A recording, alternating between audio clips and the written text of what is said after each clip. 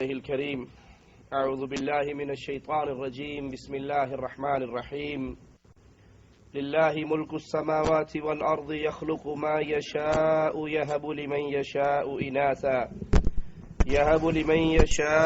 إناثا ويهب لمن يشاء الذكور.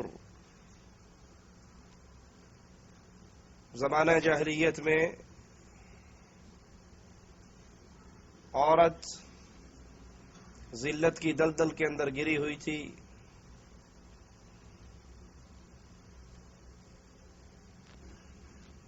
اس کی عزت، اس کی شان، اس کا مقام جتنا اسلام نے بلند کیا ہے اس سے پہلے اس کی مثال نہیں ملتی. حالت یہاں تک پہنچی ہوئی کہ اگر کسی کے گھر میں بیٹی پیدا ہو جاتی تو شرم کے مارے اپنے چہرے کو چھپا لیتا تھا. اپنی بیٹیوں کو زندہ درگور کر دیا کرتے تھے. ایک شخص آیا تھا امام الانبیاء، امام کائنات محمد کریم صلی اللہ علیہ وسلم کے پاس. اسلام لانے کے لیے اس نے اپنے ہاتھ کو بیعت کے لیے آگے بڑھایا اور پھر ہاتھ کو پیچھے کھینچ لیا.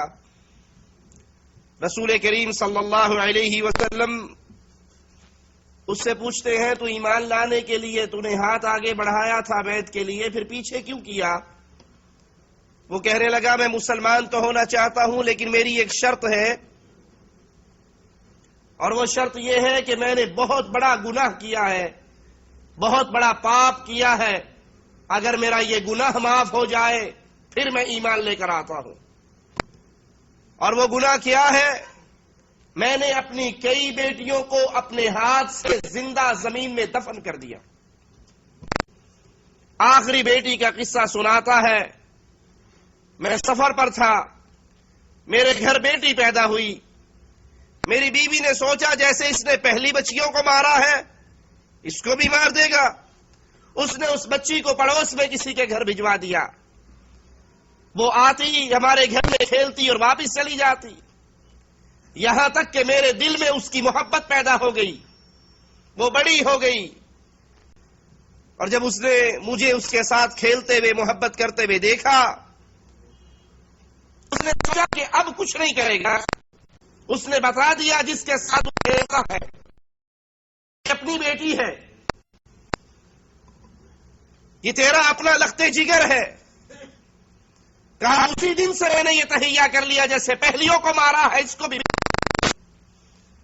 اس کے ساتھ کھیلنے کرتے ہوئے زمین میں گڑا کھودتا ہوں، اس کو اتارتا ہوں، پھر نکالتا ہوں، پھر اتارتا ہوں. اسی ہے بابو سے مذاق. اور میں اپنی بیٹی کا سائز پورا کر رہا تھا. اور آخری بار جب وہ اتنا تیار ہو گیا میں نے اس پہ مٹی ڈالنی شروع کی. اور جب بیٹی کو احساس ہوا کہ میرا جسم تو جکڑا گیا، یہ کسی اور ارادے سے ہے، وہ رونے لگ گئی، وہ معافی مانگنے لگ گئی، وہ بابا بابا کی صدائیں لگانے لگ گئی. وہ کہنے لگ گئی بابا میں تجھ سے کسی چیز کا سوال نہیں کروں گی، صرف زندگی کی بھیک مانگتی ہوں، وگرنہ قیامت کے دن میرا ہاتھ ہوگا اور تیرا گریبان ہوگا. لیکن اے اللہ کے نبی میرے دل پہ اثر نہ ہوا. میں اتنا پتھر دل کہ میں نے مٹی ڈالتے ہوئے اس کو بھی دفنا دیا اور اس کی چیخوں کو بھی دفنا دیا. وہ چیخیں آج بھی میرے پردہ سماج سے ٹکراتی ہیں. جب اس نے اپنا چہرہ اٹھایا، امام الانبیاء علیہ الصلوۃ والسلام کے مبارک چہرے کی طرف دیکھا تو آقا علیہ الصلوۃ والسلام کی آنکھوں سے آنسو گر رہے تھے. جہالت کی یہ بیماری، اہل شرک اور اہل کفر کے دور کا یہ مرض آج کلمہ پڑھ لینے کے باوجود ہمارے معاشرے کے اندر بہت عام ہے. کتنے ہی وہ لوگ ہیں جو اپنے بیوی کا الٹرا ساؤنڈ کرواتے ہیں، پتہ لگتا ہے اگر پیٹ میں بیٹی ہے تو اس کا ابارشن کروا دیتے ہیں، حمل ضائع کروا دیتے ہیں. کتنے ہی بے وقوف وہ نوجوان ہیں جنہوں نے اپنی بیویوں کو 2 یا 3 بیٹیوں کے پیدا ہونے کے جرم میں طلاق دے دی. کتنے ہی وہ گھرانے اجڑ گئے جس گھر کے اجڑنے کا ایک سبب تیرے گھر میں بیوی نے بیٹی کیوں پیدا کی ہے.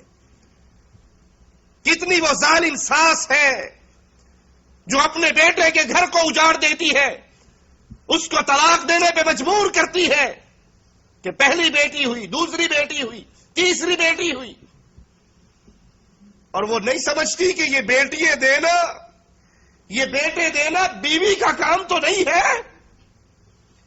یہ عورت کے اختیار میں تو نہیں کہ وہ اپنے پیٹ سے بیٹی نکالے یا بیٹا. للہ ملک السماوات والارض، زمین و آسمانوں کا، آسمانوں اور زمین کا بادشاہ اللہ ہے.